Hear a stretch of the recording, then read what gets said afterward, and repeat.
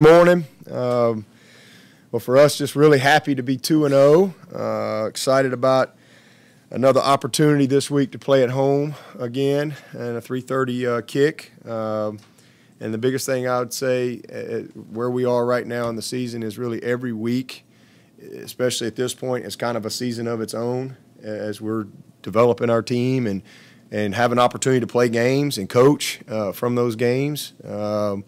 And an opportunity to get better. But a lot of very, very positive things from the first two games, but also a lot of areas that we're going to get better in if we're going to reach our potential. So that's what it's all about. That's why I give you 12 games, and this is game 3. Again, we're very happy to be 2-0, but just excited to see us continue to work and see if we can keep improving. Next challenge is Georgia Southern, and this is an incredibly proud program. That's the first thing I would say about them. They've won 6 national championships at the 1AA level.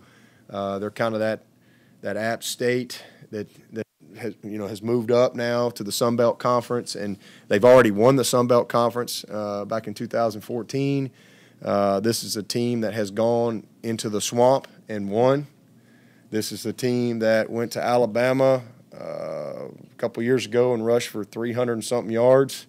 This is a team that went to Georgia in Athens and they rushed for, probably about the same, and I think they only lost by 6 points in Athens. This is a team that will not be intimidated that they're playing Clemson. All right, a very proud program. That's part of their culture. That's who they are at Georgia Southern, and so I'm excited. I've always had a lot of respect for Georgia Southern. When I was at Alabama, my recruiting area was kind of Augusta down to Savannah, all the way across the state. So I spent a lot of time in Statesboro. Signed a kid or two out of Statesboro, but in that area. But I used to go, and that would be one of the places I used to love to stay. I would stay in Statesboro. I'd go jog the campus at Georgia Southern. They had like a little lake there, and I used to go around there, and I'd be like, man, what a cool football town this is. I mean, you could just feel the tradition of Georgia Southern when you were in that town. There's a little barbecue joint. I can't remember what the name of it was, where Irk Russell used to always go. But I'd go to that little barbecue joint and eat. But I'd always try to make it a point to stay in Statesboro at least one of my nights, out traveling. And so really cool place, awesome school, and a lot of tradition. And I know they'll be excited. They got 7 guys from the state of South Carolina that are coming to play us offensively. They're a triple option team. Everybody runs any type of option. They kind of all have their own flavor, and they're a triple option. But they run a lot of split zone, a lot of zone read stuff, and their quarterback is their best player, and he's from Newberry. He's a kid we offered. He's a really, really good athlete, Wirtz. And we offered him as an athlete, and he wanted to go play quarterback at Georgia Southern, and man, he's their leading rusher, leading scorer. He just does an unbelievable job for them. And, so they're 2-0, coming off 2 very good wins, and they'll be excited to come in here and play us for sure. And then over on the other side, it's a little different. It's just kind of just the opposite of the Furman game. The Furman game, I felt like they had more experience on the offensive side, and this is just the opposite. They got 11 guys on defense that started at least 3 or 4 games last year. So a lot of guys that played a lot of football. Very impressive. They got some thumpers that will flat get after you on D. So they got a good scheme that matches their offensive scheme. So it's very complementary as far as how they want to play and how they want the game to be managed. So you got to be smart, because they do some unique things on defense with how they cheat the corners and trap the corners and play on the perimeter to try to talk you out of some of the things that look like are there, but they quickly dissolve just with their style of play. But a good group, and a couple things about their defense. They've given up 0 points in the fourth quarter, 2 games so far, so they've gotten better as the game has gone, and they've only given up 1 explosive play in 2 games. That's it. So big challenge there. Flip side of that, one of our positives is offensively we've had 6 plays of 40 yards or more. All right, so in 2 games. And to put that in perspective, I think we only had 11 all year last year in 14 games. So it was a big emphasis. It's been a big emphasis for us to kind of be explosive offensively and kind of get that part back into our offense like we had 2 years ago. And so that's a real positive at this point. We're number 1 in the nation when it comes to that. There's nobody in the country that's had 6 40-plus yard plays. So that's a positive. But, Georgia Southern's only given up 1 play of 20 yards. So, we got to try to find a way to continue to be explosive. But the main thing is fixing some mistakes and cleaning up our details and our execution. Got a good kicker, and that's kind of climbing up the record books for them. But at the end of the day, it's about cleaning up execution. It's about playing our best game and trying to grow our team as we get ready for conference play. This is a huge game for us to try to improve. I don't know what the weather's going to be. My thoughts and prayers go out to all the people who are in the path of this monster, and my prayers that the good Lord will just, just do something to turn it, set it down, whatever, and that we won't have to deal with the type of devastation that it appears is coming for a lot of people. But thoughts and prayers with everyone involved. We've got players that are impacted by it, and we're going to do everything we can to help them and their families as people evacuate. I have no idea what's going to happen here. I have no clue. But our job is to get ready, and we will be ready. Yeah, but you spoke about it a little bit. But how do you kind of balance trying to look after those players that might have relatives in the way with also trying to get ready for a game? Yeah, well, we have to.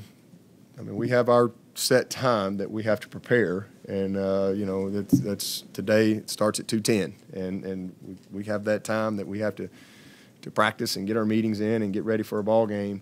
But outside of that, we have to try to, and we talked about it yesterday, kind of went around the room, who could be impacted, and make sure they all know that we're here to help, and that there's some things that we can do, when people have to be evacuated and so forth. And we had it happen last year with Trayvon.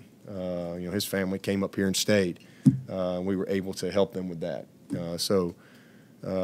Just making sure that they know the resources that are available to them, and to communicate with us on what their needs are. That's the biggest thing, just communicating and making sure they know. The NCAA allows you to help. Yeah. Yes. Yeah, but what was your assessment of John Simpson and Stewart? John did not play very well, and he was disappointed in his performance, and just technically didn't do some things. He had some great moments too. But man, he had one down on the goal line. We do a big hit video every Monday, and we do a not so good video, and then we do an extra effort video. It's kind of all combined when we come back in here on Mondays, and he did some good things, but he did not have a winning performance. We have a winning grade at every position, and he did not play up to his standard. And I don't have any doubt he'll bounce back this week, and we need him to. Just technically, he knew what to do. He didn't bust assignments or anything like that, but he just did not quite play as well as he did. Cade did a good job. Cade did a pretty good job. He hurt us on one. We probably we had Renfro wide open. I don't know if y'all remember the one Kelly kind of overthrew it. And it was a change route, and he might have scored. And Kelly had to kind of rush the throw, and then he threw it a little high, but he had to throw over because they were just a simple twist.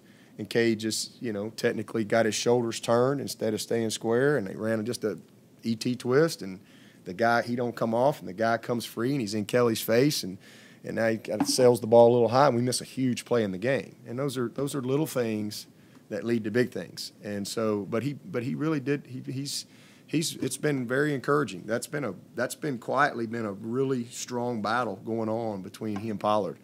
And the flip side, Pollard played well. He was our lineman of the week in our room, so he did some good things. Pollard, Ankrum, and Hyatt, I thought, all played very well in the ball game. But Cade is a guy we're excited about. I mean, he's just a sophomore and really getting his first big-time experience. Had one bad play, but outside of that, I thought he did a good job. Coach, in keeping with the offensive line, Ankrum split time with Pollard at right tackle last year. Last week, he's offensive MVP against A&M. He goes toe-to-toe with the SEC sack leader from last year and holds his own. Is this what you're really hoping and expecting from him? Yeah, he and Hyatt have really kind of solidified themselves. I mean, Tremaine has had two. I told him that yesterday. I'm really proud of him. He's had two really good games. Doing his job. He's playing physical. He's playing very smart. Very pleased with Tremaine. Coach Kelly Bryant, in his performance on Saturday, set a tone. And is that a good teaching point for you to give to your players moving forward, how Kelly has accepted the responsibility and how he's reacted to his role? Yeah, I just think that kind of speaks for itself. I mean, everything in life is about how you respond. And, he's responded well. Both our quarterbacks did some good things, and both of them did some bad things. And we were not quite as consistent as we need to be at that position. And but I thought his leadership and his toughness and his poise down the stretch, no question. I mean, it was awesome, and it was exactly what we needed in that moment. So, you gave us a chance to. We're up 21-6, and